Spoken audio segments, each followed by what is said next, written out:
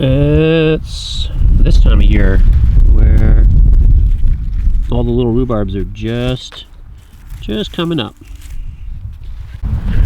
So there's lots to do around the homestead, around the farm, in the sugar bush. Just kind of at the point where I'm cleaning up the sugar bush. I got to boil the last of the sap. All the buckets have to get pulled. It was a very short season. I did not make as much syrup as last year. Chickens are all outside now, so it's almost time for me to set up the electric fence so they have a little bit of pasture, but I want to let this grow a bit first, because otherwise they'll just eat everything before it even sprouts. Well, you can see there's all kinds of like delicious little tender shoots of something coming up, and they would love to get into that, but I do think I want it to grow up a little bit. So we have to get some little tender shoots of garden plants started too, because it's almost that time of year. So I'll show you some stuff. Do you remember these lights?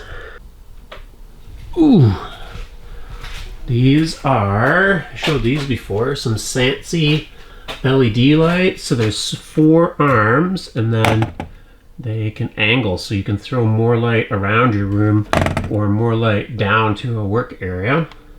They've kind of been a game changer here in the shop. So I approached SANSI LED about some lights for sprouting, and they sell a whole selection of starting bulbs, or LED bulbs for starting sprouts. So I'll show you what I got and how I set them up. Look at that nice setup. So I have 2 of these SANSI LED grow bulbs, and they are on, I don't know if I can do all this one-handed, but they're on a quick release slider that lets you raise and lower them. They're on they have a switch, so you can just switch them off, switch them on, or you can run them into a power bar and then put your power bar on a timer if you wanted to adjust these so they're on a set photo period. And it looks like everything is really thriving underneath them. Everything looks really good. This is my mom and my sister's starts. Whole bunch of stuff, because gardening season will be upon us in just a couple of weeks.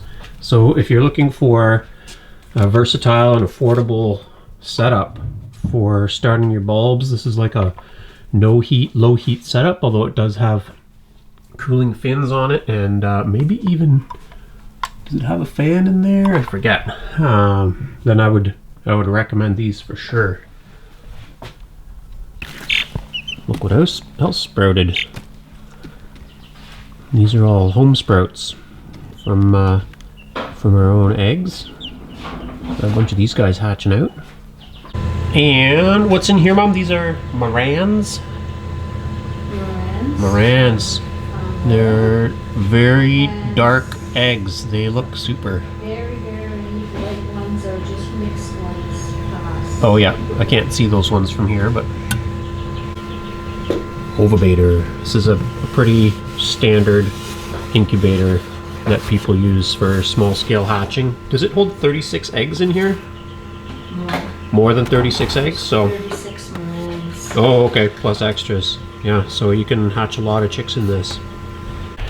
So got some small expansion plans for food resiliency this year.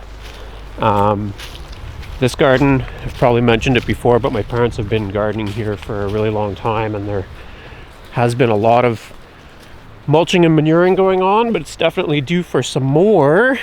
So the other thing is that there's a fair number of trees kind of around, and you can see I started cutting a bunch of them out over there. I'm going to keep trimming them back so we get a little more light on the garden, because it does get a little more shade than is good. There's my root stout potato patch from last year. The soil's a little bit too wet to be doing anything right now, but it's a good time of year to find stones and glass and do a little tidy up. Just have to fix up these rows, maybe get some more leaf mulch today. And I'm pretty proud of this accomplishment. Last year I recut the raspberry rows and started mulching heavily in between them, and now they need to be mulched again, and I'll try and keep up on the weeding and the trimming. You can see I had a chipper here last year, chipped up a bunch of junk, and a lot of those wood chips went in to mulch down the raspberries. Garlic patch. I think that's what's coming up in here, some little garlics. Nice to see those guys. And we're gonna have to do up this little weed patch here, get the roots out, and put that into garden plants.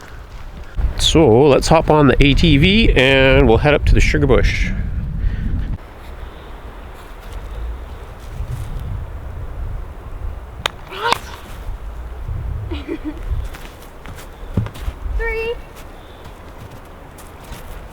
Oh yeah, let's definitely look for your raspberry plant. Did you chop it down? So, and also, what about your little cherry trees?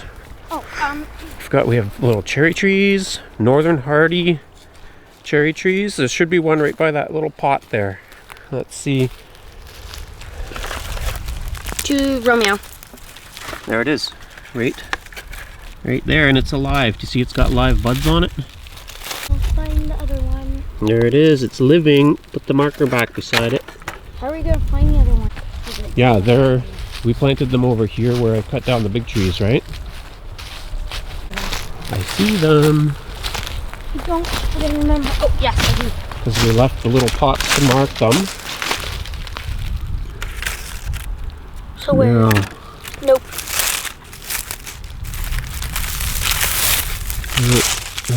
I don't see a living twig. There's some gooseberries or raspberries growing there though. And then what about your other one? Is that it right there? I don't think so. Those no, are because two they're more brittle. something else's. Where'd they go? Maybe they didn't make it. Those Maybe ones. they blew away. I mean, the it. pots blew. Oh no, because the Maybe. straw is also there. We'll check again in a couple weeks. Here, Your golden raspberries yeah, I'm are showing Mom. right here. Good. They've still got their marker on them. So we'll make sure we trim the other raspberries around them and keep these guys propagating. Maybe we'll even pull the roots on some of these other ones. So this is your weeping willow. Yeah, it's called something else. Oh, look at that, it got eaten. The lace weeping willow. Look at that. That must have been voles when it was under, or there's a rabbit poop right there. Maybe the hares came and ate it. Because it is in rough shape. So, oh yeah. A tomato cage. You know what you can hope for is that it just sends up a sprout from a little bit lower. It looks like it's We'll keep an eye on it. kind of, yeah. No, you can't do that. But what you can do, we're gonna pull all these buckets and collect any of this fermented sap. We're gonna figure out how to use it for cleaning our buckets. Apparently that's a thing that I don't know much about. And then also for the garden, if you guys can rake up all these nice last year's leaves. Up here? No, but we're gonna bring them back to mulch the big garden. Okay? You can try and... I get to ride back in the wagon full of leaves? I know, isn't it exciting? But only if you fill it with leaves first. Sneaky. So there's kind of a limited opportunity to do some work between when the snow goes and when all the black flies and mosquitoes start. I can really put a damper on getting stuff done. So I have been up here doing a little bit of trimming and stuff already. I just picked up this basswood that I trimmed out, but it has like some nice fat buds on it. And they're really tasty in the spring. You can collect them and put them in stir fries and stuff too. Kind of like what you might with almonds or peanuts. Or you can just browse on them. So I'd like to burn up some of this brush that's been accumulating up here. After I get all the buckets pulled, of course. Just kind of like dead branches everywhere. I have to split and stack a bunch of this firewood and keep it out of the rain. And then any extra I'm going to bring down to burn in the home stove. I got to clean up some of this junk from the parking shelter that didn't work out. As an evaporator shelter. Solar panel has to go back. This has to go back and get cleaned out and put into storage. Battery, the pump, this other barrel, and this other barrel. Everything needs to get washed and cleaned. And then over here,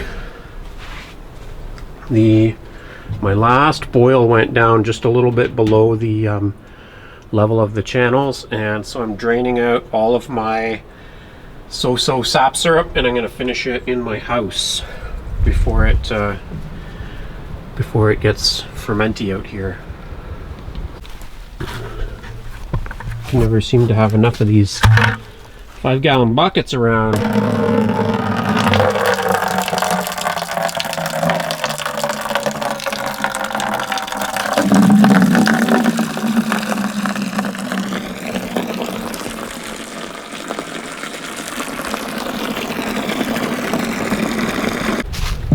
So another long-term plan here is just to beef up the roads a little bit. They're not bad, but I'd like to be able to get a truck up to the sugar bush here at some point. Although I'd also like to get some kind of a winter machine, like a snowmobile or something like that, to help out with some of the work. See how many leaves they've collected. Hey, look at all your leaves. You guys are doing awesome. Alright, time to pull some buckets.